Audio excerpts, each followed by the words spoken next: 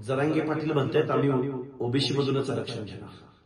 खर तर जरांगेच्या डोक्यावरती परिणाम झालाय, तो मनोरुग्ण आहे। जरांगे हा उद्या पाणी त्याग करेल, नाहीतर अजून कुठून तरी काहीतरी करेल, पण संविधान न मानणारा, इथल्या व्यवस्थेमधल्या मागास वर्गाला न मानणारा, न्यायालयाच्या निर्णयाला न मानणारा, शासन प्रशासनाला न मानणारा हा माणूस लोकशाही विरोधी वागतोय। आता isakal.com आहे देशातील नंबर 1 ची मराठी न्यूज वेबसाईट। प्रत्येक अपडेटसाठी isakal.com ला नक्की भेट द्या। जरांगे पाटील म्हणतात आम्ही ओबीसी मधूनच आरक्षण घेणार। खर तर जरांगेच्या डोक्यावरती परिणाम झालाय, तो मनोरुग्ण आहे। जरांगे हा उद्या पाणी त्याग करेल, नाहीतर अजून कुठून तरी काहीतरी करेल, पण संविधान न मानणारा, इथल्या व्यवस्थेमधल्या मागास वर्गाला न मानणारा, न्यायालयाच्या निर्णयाला न मानणारा, शासन प्रशासनाला न मानणारा हा माणूस लोकशाही विरोधी वागतोय। हा माणूस झुंड गोळा करून एखाद्या हुकुमशहाप्रमाणे, एखाद्या हट्टवादी माणसाप्रमाणे हा माणूस वागतोय।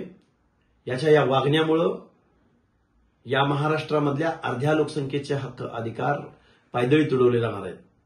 मुख्यमंत्री महोदय, आम्ही तुम्हाला बोलत होतो की या माणसाला मुंबईकडे तुम्ही येऊ नका। या माणसाची हिस्ट्री ही दंगलीची आहे। या माणसाला संविधान कळत नाही, या माणसाला कायदा कळत नाही, या माणसाला लोकशाही कळत नाही, आरक्षण कुणासाठी दिलंय, का दिलं गेलंय हे कळत नाही, याला लोकशाही मान्य नाही। डॉक्टर बाबासाहेब आंबेडकर, महात्मा ज्योतिराव फुले, राजर्षी शाहूराजेंची प्रतिमा याच्या बॅनरवर असत नाही। छत्रपती शिवाजी महाराजांच्या प्रतिमेसमोर बसून, ज्या छत्रपती शिवाजी महाराजांनी रयत सांभाळली, ज्या छत्रपती शिवाजी महाराजांनी या महाराष्ट्रातल्या बलुत्यांनी, आलुत्यांनी, भटके विमुक्तांनी आपल्या जीवाची कुर्बानी दिली, त्या रयतेचा राजा छत्रपती शिवाजी महाराजांच्या प्रतिमेसमोर हा बसतो आणि माणसांच्या मनामध्ये दहशत निर्माण करतो। ओबीसी चिंतेत आहे, ओबीसी दुःखात आहे। या अशा येडपट माणसाच्या सांगण्यावरनं, येडपट माणसाच्या वागण्यावरनं ओबीसीचं आरक्षण संपतंय की काय, अशी परिस्थिती या महाराष्ट्रामध्ये निर्माण झालेली आहे। पण मुख्यमंत्री महोदय आणि ओबीसीच्या सगळ्या नेत्यांना, सर्व पक्षांच्या प्रमुख नेत्यांना आणि विशेष करून त्याला पाठिंबा देणाऱ्या आमदार खासदारांना आमची विनंती आहे की तुम्हाला ओबीसीचं आरक्षण संपवायचंय का? जरांगेंच्या मागणीला जे जे पाठिंबा देतील त्यांनी ओबीसी आरक्षणासंदर्भात आपली भूमिका जाहीर करावी, अन्यथा ओबीसी त्यांना खड्यासारखे बाजूला करतील।